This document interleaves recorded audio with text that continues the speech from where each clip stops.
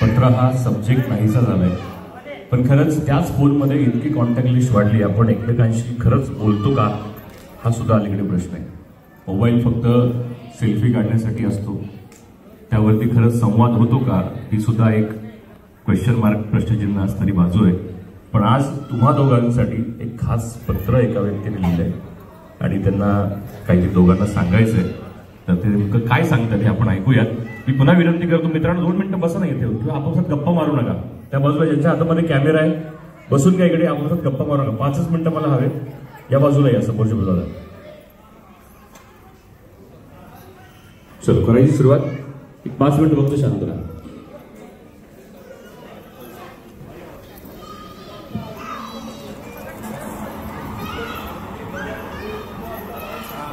Googled you today just to see what pops up. If you don't have one before.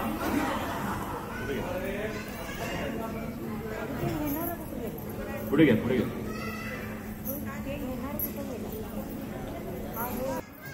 मी रवींद्र मनापासून स्वागत करतो पत्रास, कारण की आज पाहता पाहता लेकीचे दोनाचे 4 हात होत आहेत. प्रत्येक आई बाबासाठी हा दिवस जगण्याची धन्यता घेऊन येतो.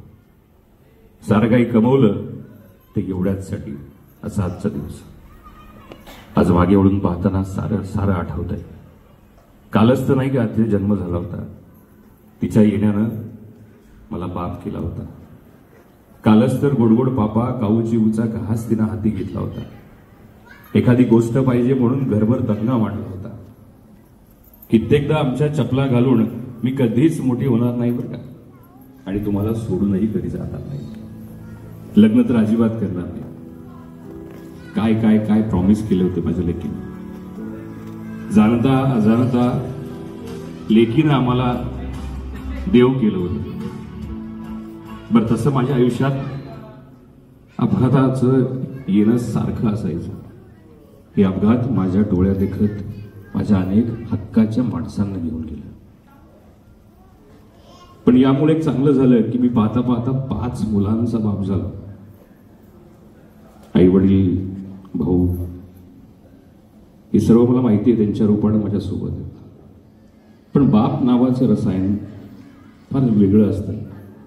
ते फक्त जगणं नाही तर जगवणं शिकवतं.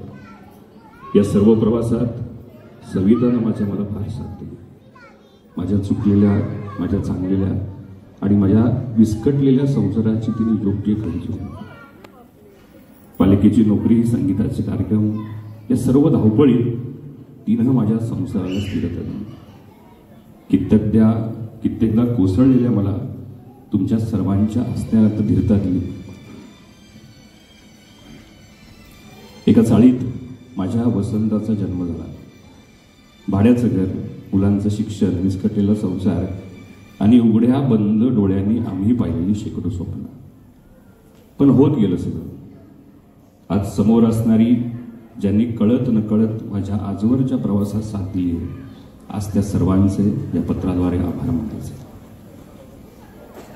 माझी वसंता 1-2 किलोमीटरचा रोज प्रवास करून शाळा, तिचा पोहण्याचा छंद, गाणं, नृत्य, इंटरनॅशनल परफॉर्मन्स, अगदी मोठमोठ्या सेलिब्रिटींच्या मागे स्टेज घालणारी माझी लेक इतकी मोठी कशी झाली हाच आज प्रश्न पडला. बरं, त्या काळात ज्या स्टेडियमला ती जायची तिथे सापही असायचे. सापांना न घाबरणारी एकदम डॅशिंग माझी लेक माझी चप्पल घालता घालता माझ्या खांद्यापेक्षा मोठी कधी झाली, याच प्रश्नाचं उत्तर शोधतोय. कायम छंदामध्ये रमणारी, कलेवरती प्रेम करणारी, गाण्याचा क्लास, शाळा, मल्लखांब, डान्स, चित्रकला, गायन, डोंगर, नद्या, दऱ्या खोऱ्यात रमणं, अहो हे कसं तर सांगता येईल ना. फार सविता माझी कायम तिला बाहुलीसारखा ड्रेस शिवायची. माझ्या खास लेकीसाठी तिनं फॅशन डिझायनिंगचा कोर्स सुद्धा केला. ट्रेकिंग करणं, फिरणं, मित्रांमध्ये रमणं, क्वालिटी टाइम स्पेंड करणं, व्हेज नॉनव्हेजचे वेगवेगळे घरात प्रयोग, दांडिया, सण उत्सव, अशा अनेक छान छान गोष्टींची सवय आमच्या लेकीनं आम्हाला लावली आहे.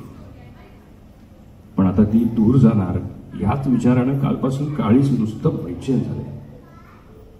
घरातून निघताना काल परवा सर्वांना आनंद देणारा तो मांडव मला खायला उठलाय. लेकीचं जाणं हे आईवडिलांच्या आयुष्यात असंच पण तिथून तर होतो ना नव्या नात्यांचा उदय. सासर माहेर हे दोन्ही उंबरे जरी वेगळे असले तरी मला माहिती आहे माझी लेक मंगळसूत्राच्या त्या दागिन्याप्रमाणे हे दोन्ही उंबरे आयुष्यभर जपून आणि जोडून ठेवणार आहे याची मला खात्री आहे. सत्य शेवटी आज खरं तर त्या साऱ्या वाईट घटनांपेक्षा आजचा दिवस मला जड जातो. मगाचपासून सारखा घड्याकडे बघतोय कारण मला माहिती आहे हॉल रिकामा झाल्यानंतर या हॉलमध्ये किंवा मागे घडलेल्या सर्व आठवणींसोबत माझी सुद्धा डोळ्याची पापणी ओली होणार आहे. पण मला एक गोष्ट कायम लक्षात ठेव, संसार सासर जगाच्या रीतभात हे काही मला माहित नाही, पण तुझ्यासाठी तुझा हा बाप माणूस आयुष्यभर तुझ्या सोबत असेल. सुखानं संसार कर, तुला हवं ते मिळव हीच परमेश्वरकडे प्रार्थना केली. थोडा त्रास होतोय पण उगाच का मी बाप माणूस असतो तुझ्यावरती फार प्रेम करतो. सुखानं नान सरते शेवटी मी सुद्धा गायक आहे ना. छोटस कमल बोलक्यामध्ये लुकलुकलेला तुझा पहिला दात आणि पहिल्यांदाच घेतलास जेव्हा तोंडी मोहात. आई म्हणण्याआधी सुद्धा म्हणली होतीस बाबा आणि रांगत रांगत घेतलास जेव्हा घराचा तो ताबा. लुटू लुटू उभं हात टाकलंच पाऊल पहिलं, दूरच पाहत राहिलो जवळ पाहायचंच राहिलो.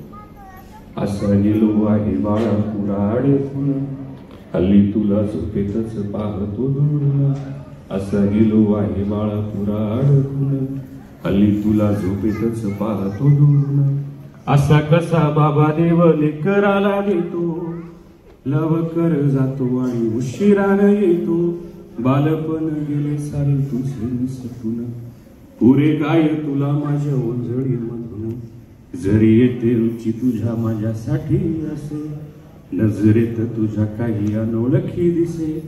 तुझ्या जगातून बाबा हरवेल का ग, मोठेपणी बाबा तुला आठवेल का ग. तुझ्या जगातून बाबा हरवेल का ग, मोठेपणी बाबा तुला आठवेल का ग. सासुराला जाता जाता उंबरठ्यामध्ये बाबासाठी येईल का पाणी डोळ्यामध्ये.